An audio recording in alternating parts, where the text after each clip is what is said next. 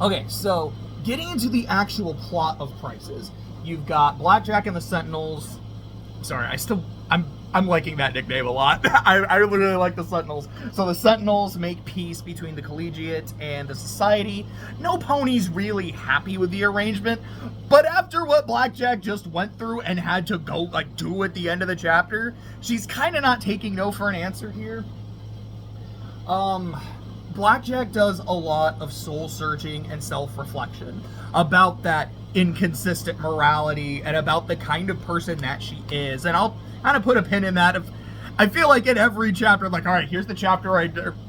For every chapter, there is a section where I talk about Blackjack's character. I'm definitely going to have to do that here. And surprisingly, because I know I'm usually very, very critical of Blackjack, and I feel like in some of the latter parts of the story, I'm going to be very critical of Blackjack. For the next few chapters, I don't have a lot of bad to say, if much at all. Like, nah, she's kind of been cooking, actually. But, we get a lot of that. The Sentinels return to Megamart after this job, and the other ones they just did at Iron Shot and the Rad Scorpions.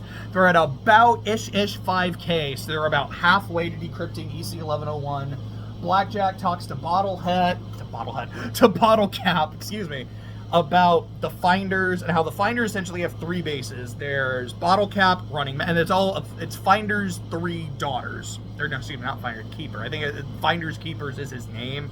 I believe he mostly went by Keeper, and he has three daughters. Bottle Cap, who runs Megamart, and her thing is all about salvage and trade. You have Caprice, who is in Flank, and her things is about chems and sex. I am peddling in lust. I am peddling in addiction.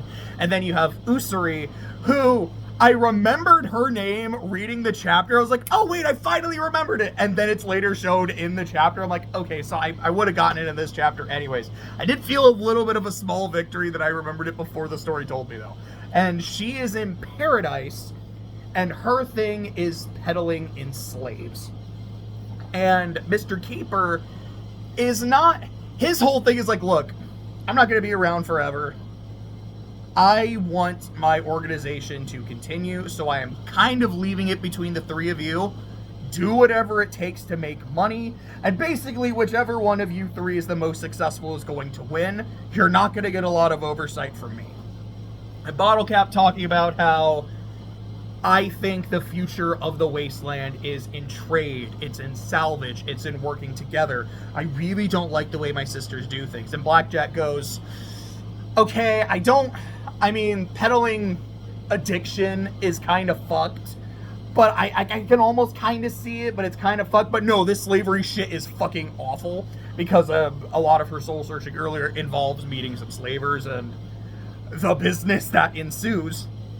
So she and Bottle Cap make kind of an arrangement. It's like, look, this is going to be totally off the books. I can't pay you for this because it's really bad optically if I pay you to go fuck up my sisters.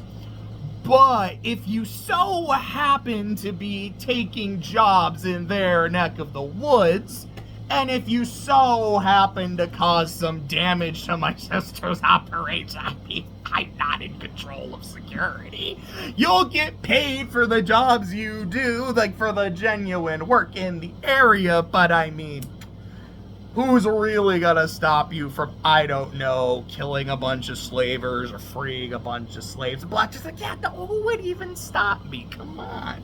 And I really like that. Again, I can't say again, because this is something I was writing, I think, in my notes for chapter, I don't remember, it was 8, 9, or 10. In one of the more recent ones, I was like, you know, for someone who's not a smart pony, Blackjack is surprisingly clever. Like, a lot of her ideas, like, oh yeah, this is really stupid and reckless, but it often works, and you gotta give her credit when things work. And it's not just like, oh yeah, Bottle Cap is coming up. I think it was Blackjack who's like, yeah, why don't I just do that? Like, I can get money, and I can fuck up your sisters, and hey, I mean, it doesn't necessarily come back to you. You know, it doesn't. I like the way you fix security. I think it's actually super cool.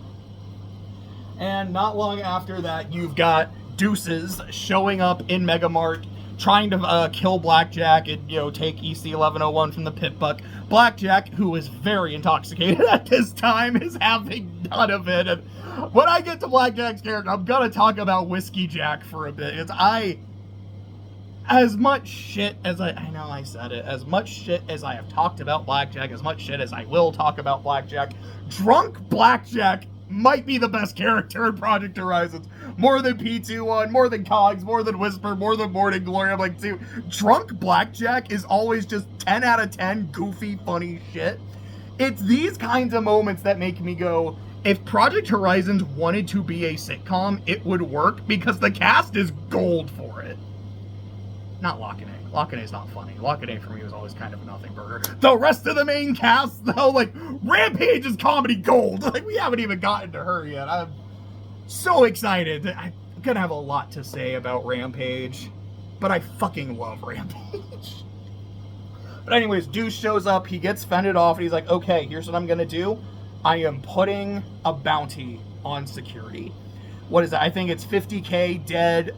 No, sorry, I was about to say the Dark Knight. Like 500,000 dead, 1 million alive, so I can teach him a lesson first. It's 100K alive, so he can teach her a lesson first, but I believe they said it's the biggest bounty in the Wasteland, and then Paradise matches it. It's like, oh yeah, like it's 50. He's offering 50. I'm offering the other 50. Like, we want this bitch dead.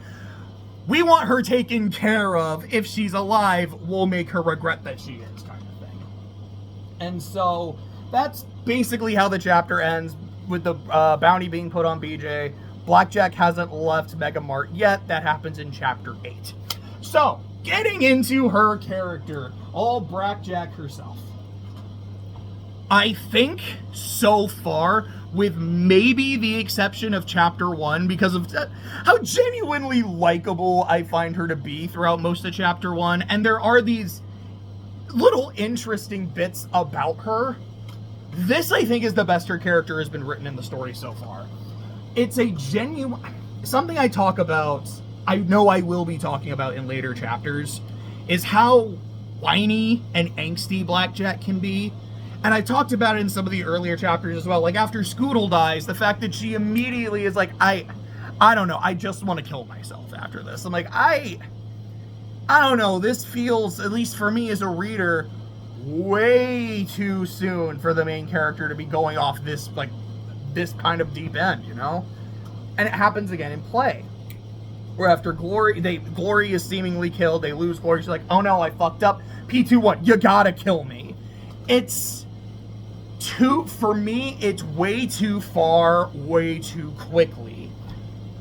This chapter, for me, doesn't feel like this is angsting and this is whining. Like the really annoying shit I remember Blackjack for, this feels like genuine self-reflection and, I don't know if I'd say meditation, but definitely analysis of herself and the shit that she does. She's like, wait. My moral code is so fucking weird, even I don't understand it. Like, yeah, I don't want to kill people and I think it's bad, but I literally joked about killing raiders. Like, killing raiders is fun, and, it's kind of meant as a joke to, make Glory feel better, but I also meant it. And there was that one gang lady I shot in the fucking face, full on trying to kill her, and then as she's dying in front of me, I couldn't pull the trigger again and put her out of her misery. What the fuck? What is wrong with me? Like, I say I want to do better. Like, I saw a child get ripped asunder in front of me, and it's my fault. And I want to be better and not have shit like that happen. Not on my watch, not on my conscience, but I keep doing it. Why? Why do I keep doing this? Why do I not do better? I need to. She doesn't say it yet, but I need to ante up. I need to, if I'm, like man in the mirror kind of shit, you gotta be the change you want to see in the world. Like, I have to start doing better. But at the same time, you also see this anger in Blackjack and just how quickly she can resort to violence and how hard it is for her to not kill people. As I'm listening to the chapter, and I'll say Clay was listening to the chapter with me because I was going for a drive, and I was like, here's the thing, I want to go on a drive. You got to play a Project Horizons chapters. I need to get back into it. And I don't remember the name of the guy I'm listening to. I think it's probably, I think it's probably the best narration I've heard in the 10 chapters I've read is Blackjack's narration throughout this chapter. And as she's killing people, like she's fighting this band of slavers, like bam, 1, 2, 3, 4.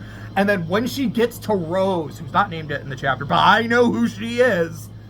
Oh boy, that's going to be fun. What is that, book 2? Rampage is in the party. Rampage joins at the end of book 1. She's not really like in the party until book 2. And I think Lockene is there. I think that's pre-Scotch, because the first time we see the angel. Sorry, just kind of going off on that tangent. It's definitely in book 2. Anyways, my point. Where was I? Fuck. Rose. Sorry. As she's got Rose at gunpoint after shattering her horn. We're gonna get to that when we get to big picture moments, because, whoo, boy. But when she's got her at gunpoint, she wants to pull the trigger. What was the number at that point? And the number was like 8 or 9 if she killed it, or if she killed her. And she's just like, 8, 8, 8. Like, she wants to so bad. Every fiber of her being is begging her, pull the fucking trigger. You are being better. You are making the world a better place by taking care of people like this. Do better. Finish the job. And I remember in the final chapter, when she's talking to the dealer, like right before the end, he's like, oh yeah, I'm the embodiment of the wasteland. You actually thought I was Echo, but I guess I am, but also not at the same time. I've also seen, there's those like images of like the pony shrugging. There is a version of that with Blackjack, and it's fucking gold. I just love that it exists. I'm just kind of what I'm thinking with that shit at the end with the dealer. I kind of hate it. But him saying to Blackjack, your talent isn't victory, your talent is killing people. It's death. You're always connected to death and killing. You leave it everywhere you go. Moments like this, where she has to like fight against her nature, maybe he's not wrong. And then there's these other moments of the story where you see Blackjack is so consumed by her anger and her rage that she doesn't discern friend from foe and will just start killing shit. There's 3 moments that come to mind. Number 1 is when she's talking to the dealer on the seahorse and he pisses her off. And she's about to shoot him, and then it's actually P21 that's in front of her. She's like, holy fuck, I almost killed my friend. Later in battle, which I want to say is 31, when there's the whole fight with the, what is it? It's the Steel Rangers, and I want to say they're fighting Alicorns. They might be fighting the Reapers, because I think the Reapers and the Steel Rangers were having a lot of shit going on. But anyways, during this fight, she's like, boom, boom, boom, boom, boom, just like massacring people. Turns around, P21 just stands in front of her to get her to not pull the trigger, and then she keeps pulling the trigger.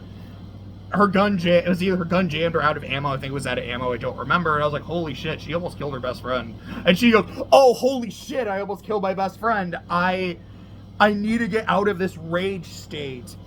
And then there's Yellow River, which I didn't reread Lucidity, but I reread that section. I'm not going to go into detail on it now because the Crusaders show up in the next chapter and I feel it's more poignant there. So we're going to put a pin in that we won't get to for another video. But I have to say, I think I have been misremembering Yellow River pretty significantly.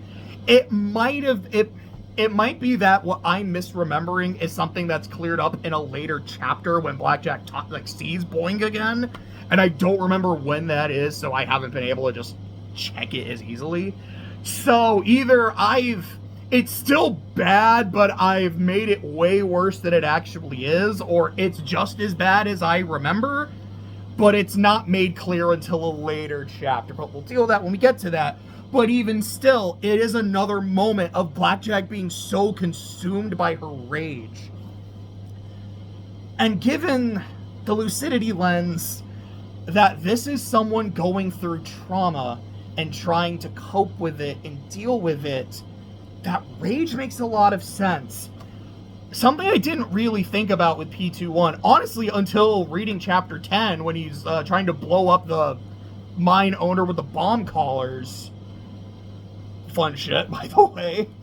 Is what he represents. Because I talked about it, I believe, in chapter 2. Like, she's talking about how P21 is someone she, like, looks up to and is a guide.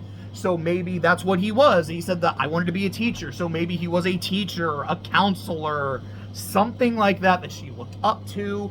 Given the issues in their relationship, maybe it's a relationship that she fucked up. Maybe it became romantic. Maybe she wanted it to be romantic and he didn't reciprocate in her world. Now he does. There's things to read into it. Another thing I think he represents is he's just that manifestation of Blackjack's rage. Because, yeah, in some of these other chapters, like chapter 10 in particular, Glory points it out. It's either an 8 or 9. I don't remember which. I made a note of it in that chapter. I want to say, yeah, it is chapter 8. Because that's when Glory does her, her diary entry. And then after that is when the Stockyard Ponies come to collect the bounty. Anyways, in chapter 8, that's when Glory's like, yeah, this dude is just a ball of barely repressed rage, and his self-control his control is admirable, but I'm worried about the source. And I find that really interesting. I wasn't even thinking about it at the time. It's like, that's what he is. Glory is Blackjack's innocence. P21 is her anger. Man, those are her two companions. My waning innocence that's being deteriorated and eroded every passing day, and my anger that just seems to grow and grow with every passing day. Like, you poor person, I feel so bad for you. Like, holy shit. This is why I love the lucidity lens, because I feel like it takes a story that I think works enough. And I will say, I feel like, especially in this next third of the story, book 1 is working a lot better than I thought it did, but it makes it so much more interesting to me. And even Blackjack herself, with all the problems that I have, is so much more interesting and so much more sympathetic. What else did I want to say about Blackjack here?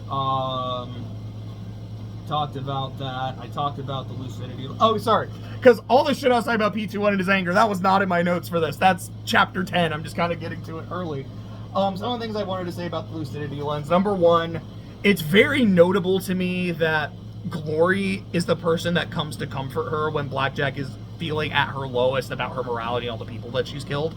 Granted, it's not like there's a lot of choices right now. But it is just, yeah... It's her innocence that is coming to her and saying, hey, you're doing your best. You're going to be okay. You're gonna make it through this. I found that really meaningful, and I liked that a lot. Sorry, those are just more notes on that specific part. You do get Blackjack not telling her friends how she's doing. And again, I feel like in the lucidity lens, it makes a lot of sense. Blackjack went through trauma, and I imagine, yeah, she probably wasn't giving people details about what happened. And I imagine when people asked her, how are you doing? Are you okay? It was easy to say, hey, I'm okay. I'm fine. Don't worry about it. Having fake smiles, cracking jokes, which probably just started to feed that P21 part of herself, just make her angrier and angrier. Like, all I want to do is tell people how I feel and express myself, and I can't. And the fact that I can't is just making it worse and worse and worse. Oh yeah, God. There's this scene when Deuce arrives and he has her at gunpoint. And they specifically note that he just caresses her cheek. And given what he represents, like he is the act of the sexual assault itself, I fucking cringed when I read that. I don't like this scene. No, sir. Not me. Oh, it was awful. It was great. Because, like, that's... looking at the story through this kind of lens, that's the shit that I want to feel. I want to read some of these moments and go, God, that is uncomfortable, or just... or like the moment of Glory talking to her. Again, at face value, it's sweet. It's this person that's mysterious and kind of hiding from some shit, but wants to be her friend. It's kind of sweet and having a connection. But through the lens of, this is the innocence that she's trying to maintain and trying to protect. Like her inner child saying, you're gonna be okay. I see how hard you're working. Like, my fucking heart hurts. Like, holy shit, dude. Oh yeah, there's also the fact that Deuce, before putting the contract on her life, just straight up offers to buy her. And he's like, everything here is for sale. I'm like, that also has some uncomfortable connotations in the lucidity lens. Just, hickety yikes.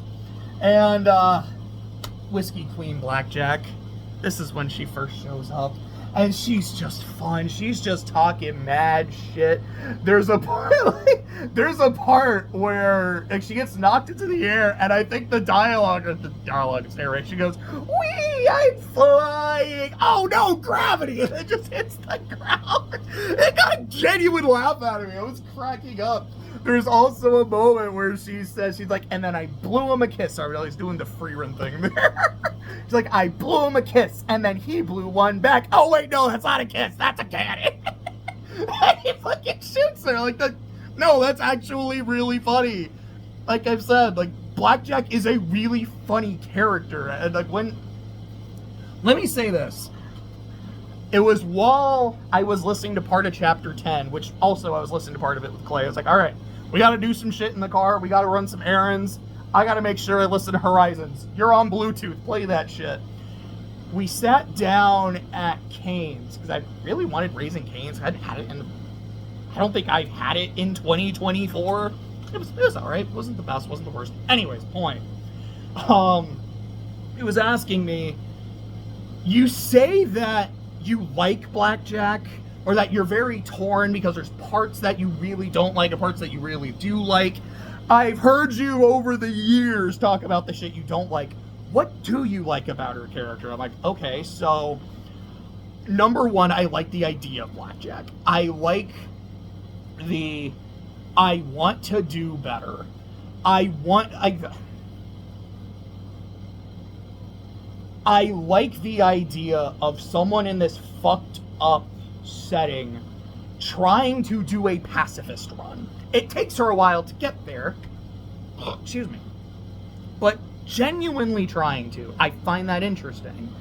Her wanting to do better, and the way you really see it in these first few chapters, I do like it. I think it's working now. I like her relationships with P21, with Glory, the big sister relationship she has with Scotch, the almost kind of little sister relationship, voice crack there, the little sister relationship she has with Rampage, the rivalry and friendship with Whisper, the weird connection she has with Stig, the complicated relationship with her mother. There's a lot of interesting shit here, and I love it whenever it gets explored. When Blackjack is able to be self-reflective but not whiny like she is throughout Prices, I find it interesting. I find it effective. She's really funny! And when she gets drunk, she's really funny! I find there is a lot to like about Blackjack. A lot of the devil, though, is in the details. At least the details in this and the next few chapters, though, fucking cooking. And speaking of some of those details, we're going to get to some of the big picture moments. Number one is Candy Cane. He doesn't actually have a name. He's just described as the, like, Candy Cane Striped Stallion or whatever the hell, like the Candy Cane mane. So that's what I refer to him as Candy Cane. He is the first male that Blackjack retired, so for all intents and purposes, her first kill. She mentions that, like, yeah, I didn't even have my cutie mark then, so it was before that weird shit. I don't even know if we really got that moment explained. Anyways, she talks about the first person she killed, essentially. And while it's never confirmed, it's my headcanon, and I feel like it's kind of the intent that this is her dad. And the fact that, yeah, her first kill was her dad, I just find that really interesting, kind of sad in its own way. And I didn't even really think, like, from the lucidity lens standpoint of, yeah, like, what is her relationship with her dad? She doesn't actively have one, so is that a thing? Like, did her dad leave? Is he dead? Clearly here, like, she killed him, so maybe in some ways, like, her dad did die in her real life. Maybe she got her dad retired is she blames herself for her dad's real death. Like, I don't know, what's the thing in Blades of Glory? Like, the parents were driving Jenna Fisher and they got in a car crash, so she blames herself. Could be something like that. It could be she just has a really bad relationship with him and she's driven him away. So in her world, that's just become her killing him. I don't really know. I'm just kind of spitballing here. But there's that. But the reason I bring him up as a big picture moment is two reasons. Number one, I'm kind of going backwards here. I guess the second reason is in 74's call, so it's 73. Actually, maybe it is in call, and it's like the earlier part. Anyways, the fucking shit with Tom, the star cannon, don't worry about it. Don't ask. It's weird shit you get to at the end of the story. But it takes the form of, like, someone you know would have a connection with. I remember for Scotch, it takes the form of duct tape. Don't remember who it was for P21 and Rampage. I want to say for P21, it was either his former lover or it was Priest. I don't know who it was for Rampage. Maybe it was her daughter. Anyways, for Blackjack, it's Candy Cane. And then the other reason is you get more of that scene of her retiring him and what he said to her, which unfortunately I don't remember, but you get more of that in Mares and Stallions. And I don't remember if I brought this up already. There's a non-zero chance that I have. It's Project Horizons. I tend to be very repetitive with this. I'm sorry about that. When I read Mares and Stallions, the PDF I was using was all of Horizons up to that point, and I thought it was the end of part 3. And I really liked it as the end of part 3. Not because I hate Hightowers. I think Hightower's cool.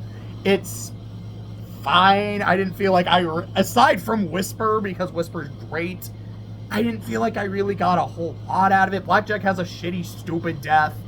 We learn what Project Eternity is, but by that point, you kind of already fucking know what Project Eternity is. Like, whatever. But it's this very reflective chapter, especially with all the trauma that Blackjack has been dealing with in part 3, which is reflective of the entire Lucidity lens. I loved that chapter. And I don't remember if that's how it starts, is of her remembering her conversation with Candy Cane before she retired him.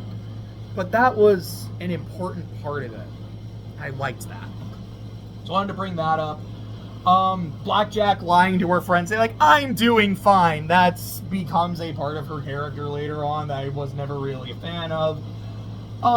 When she shatters Rose's... Okay, so first off, this is when we meet Rose, and we see her later, and she talks about having a kid, and that's Thorn, and we see her later, and it's great times for Rose and Thorn throughout the rest of Project Horizon. Nothing to say about that at all.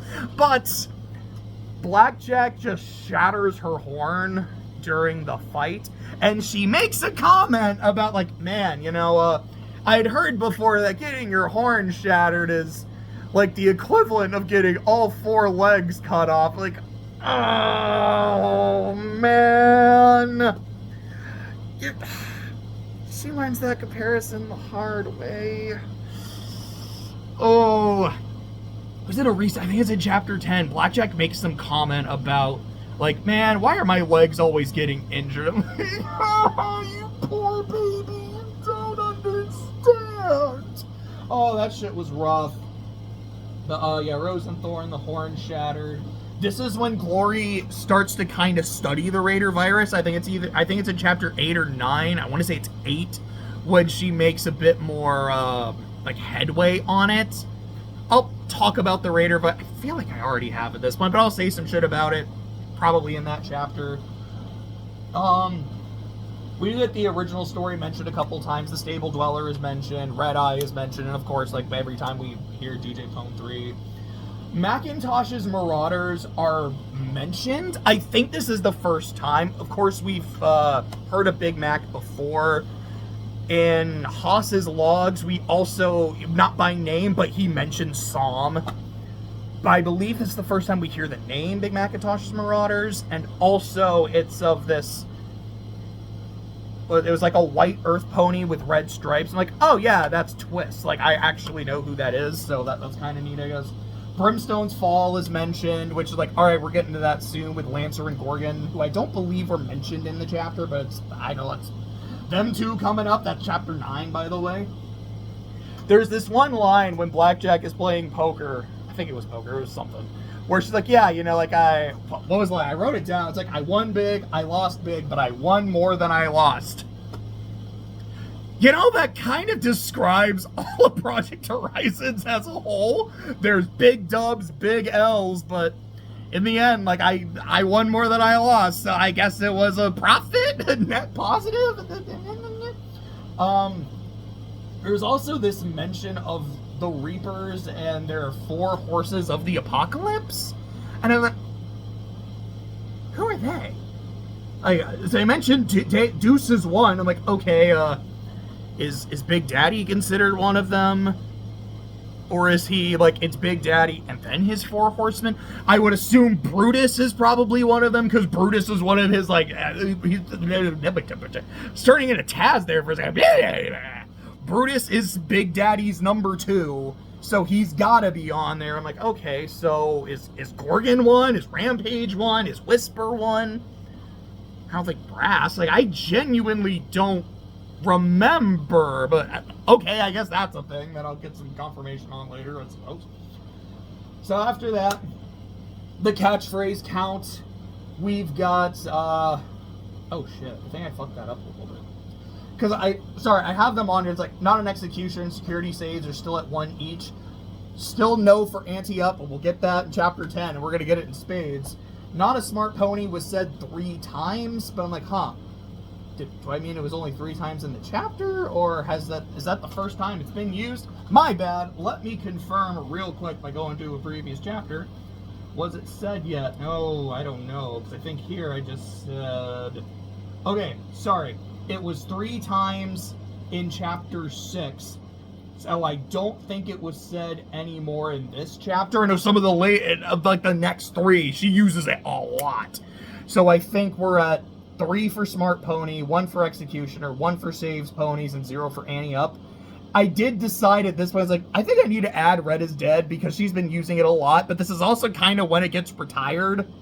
It's been used 5 times. Like, yeah, it's used definitely a few times in the first few chapters, and then you just don't hear it, especially compared to the other 4. In terms of the kill count, we got 17. There are 5 males that Blackjack mentions retiring. To me, those count as kills, and even she's like, these count as kills to me. 8 slavers and 4 raiders. Now, when she's doing her count, she keeps saying 13, that being not counting the males. Those would be 8 slavers, and it would sound like 5 raiders. The way I am interpreting that, because it sounded like there were only 4 raiders she was fighting, is that 13 would be, like, looking for an extra person to kill. Because she's either talking to P21 or Glory, and it's like Superman is almost like number 13, number 13. So I'm erring on the side of it's actually 12, plus the 5 males, so 17. All of them were killed by Blackjack, so Blackjack at the end of Prices has a kill count of 85. Sorry, I was just thinking of the Shock Bears. Just like 85. That's her kill count right now. She's doing some numbers, making good progress. That was chapter 7. I think it's, like I said, it's a really good chapter. There's a scene where she shoves her horn through someone's fucking eye. It's cool as hell. But we do get genuine character development from Blackjack, a genuine addressing and analysis of her morality that I've been very critical of. And I think the biggest takeaway from Prices, aside from some of the plot shit, like, okay, there's now a big price on her head, pun intended, this is when Blackjack says, I am going to do better. And while she violently smashes and shatters Rose's horn, she lets her go and makes a declaration, I'm not going to put up with slavery, and if I see it, I'm going to fucking stop it. I'm going to do better, but I don't just want to kill people, and I know, slaves, that she did a lot of shit to y'all. Don't kill her. I'm not letting you do that. This is when you see her start to be better. So I want to give her that benefit of the doubt. Like, okay, this is when you're saying you're going to be a better person. No more senseless death. No more bullshit. Let me try to take you up on that, Blackjack. Let's see how you do. There's going to be times when she fucks up. And there's going to be times where she lets people go that I really don't think she should have. Dawn. That's the one that always comes to mind. Even Sanguine, when she's like, oh, she's 2-1. I don't want to kill him now. He's got a wife and kid.